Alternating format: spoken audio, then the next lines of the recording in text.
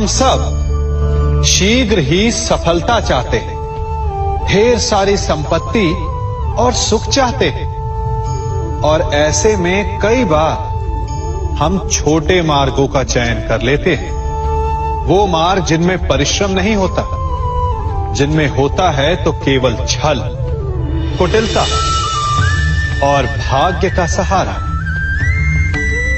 जैसे कि जुआ। कोई जुए के खेल में धन लगाता है, कोई दांव लगाता है, और ये भूल जाता है कि जुआ ऐसा दलदल है कि जिसमें एक बार गिरे तो सर्वनाश से पहले निकलना असंभव है। यदि आप जीते तो और जीतने की भूख बढ़ जाएगी, और यदि आप कुछ हार बैठे तो उसे पुनः पाने के लिए आप फिर से खेलेंगे।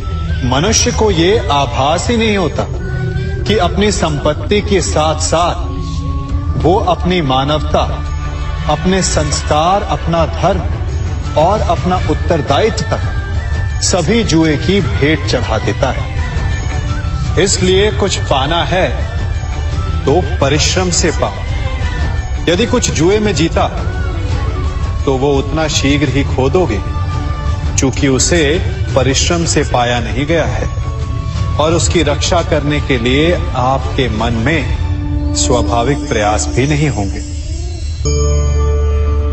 क्षमा बढ़न को चाहिए, छुट्टन को उत्पाद। क्षमा इस संसार में शांति का, सुख का मूल आधार है। क्षमा आपके मन से प्रतिशोध और शत्रुता जैसे भावों को समाप्त करती है। परंतु क्या हर स्थान पर क्षमा आवश्यक है? क्या प्रत्येक का अपराध क्षमा करने के योग्य होता है? नहीं। कभी कभी उसे क्षमा करके हम उस व्यक्ति को और बड़ा अपराध करने की प्रेरणा देते हैं, और ऐसा ही अपराध है स्त्री का मान भंग करना, जिसमें क्षमा की कोई अवस्था नहीं। यदि सिंह भूल से गाय के बछड़े का अखेट कर ले तो उसे क्षमा किया जा सकता है, परंतु यदि वो नरभक्षी हो जाए तो उसके केवल दो स्थल होते हैं, या तो पिंजरा या फिर मृत्यु की गोद। कुछ परिस्थितियों में क्षमा के स्थान पर दंड देना आवश्यक होता है, क्योंकि ये दंड का भय ही है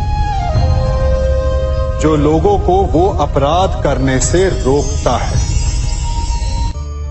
संसार में सबसे बड़ा क्या है? अभिमान और बाहुबल, या विश्वास और आस्था? निश्चित रूप से बाहुबल के महत्व को नकारा नहीं जा सकता। मनुष्य अपने बाहुबल से पर्वत को मैदान बना सकता है, सागर सुखा सकता है, मरुस्थल में नदियां बहा सकता है, परंतु बाहुबल को सहारा होता है विश्वास का। यदि मन में विश्वास ना हो तो बाहुबल किसी काम का नहीं। वो कौन सा बल है कि मोर आकाश की ओर ताकते हैं? वो विश्वास ही तो है जिसके कारण वर्षा होती है और दोनों की प्यास बुझती है। परंतु जब पाप के बाहुबल का सामना धर्म के विश्वास से होता है तो बाहुबल हार जाता है और जीतता है विश्वास। विजय होती है आस्था की। यदि आप सत्य के मार्ग पर चल रहे हैं और आप अपने इष्ट में आस्था रखते हैं तो किसी भी पापी का बल आपका कुछ नहीं बिगाड़ सकता। हम में से ऐसा कोई नहीं जिनकी परछाई उनसे दूर रहती। हमारी परछाई सदैव हमारे साथ रहती है। कदाचित हमारी परछाई हमारे कर्मों के फलों का संकेत है। कदाचित इसी कारण कई बार हमें अपनी परछाई से भय भी लगता है, परंतु इस भय से निवारण पाने का एक साधन अवश्य है। वो है सूर्य की ओर मुख करना या किसी प्रकाश के स्रोत की ओर मुख करना, क्योंकि तब हमें हमारी परछाई दिखाई नहीं देती। यदि इसे जीवन के संदर्भ में देखें तो ये प्रकाश का स्रोत शुभ कर्मों की चेतना है। यदि आपके मन में शुभ कर्म करने की इच्छा है तो आपको कभी भी अपने कर्मों के फल का भय नहीं होगा, क्योंकि यदि आपका मन शुद्ध होगा तो आपके कर्म शुद्ध होंगे और शुद्ध कर्मों का फल कभी अशुद्ध नहीं हो सकता। आज मैं आप सबको एक कथा सुनाता हूं। एक दिन प्रातः एक व्यापारी अपने घर से निकला। घर से निकलते ही एक बिल्ली ने उस व्यापारी का मार्ग काट दी। व्यापारी घबरा गया। वो फिर से घर लौट गया और शुभ घड़ी की प्रतीक्षा करने लगा। और जब वो पुनः अपने घर से निकला तब वो वाहन जा चुका था जिससे राजा तक पहुंचकर उसे भेंट देनी थी। राजा को भेंट नहीं मिली। राजा क्रोधित हो गए। राजा ने उस व्यापारी का व्यापार बंद करवा दिया। इस कारण व्यापारी क्रोधित होकर घर पर अपनी पत्नी से लड़ बैठा। पत्नी अपने बच्चों समेत मैके वापस चली गई और उस व्यापारी के जीवन में यदि कुछ रह गया था तो केवल अंधकार। और इन सब का कारण वो उस बिल्ली को मानता रहा जिसने उसका मार्ग काटा था।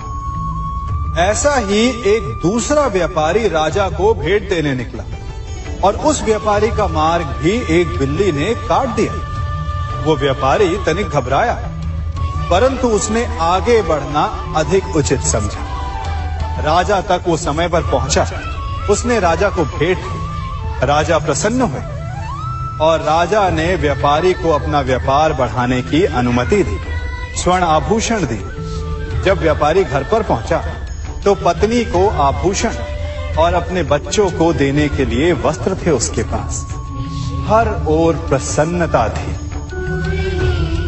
समझ रहे हैं ना? दोनों के साथ एक ही प्रकार की घटना हुई, परंतु दोनों की प्रतिक्रिया भिन्न थी। ऐसा ही हमारा जीवन भी है। हमारे जीवन में प्रारब्ध का अपना स्थान है, परंतु उससे कई अधिक महत्वपूर्ण हमारी प्रतिक्रिया, हमारे सोच का प्रभाव है, क्योंकि यही हमारे जीवन को आकार देते हैं। इसलिए अपनी सोच को सकारात्मक रखिए। आपका जीवन सदैव आनंदमय रहेगा।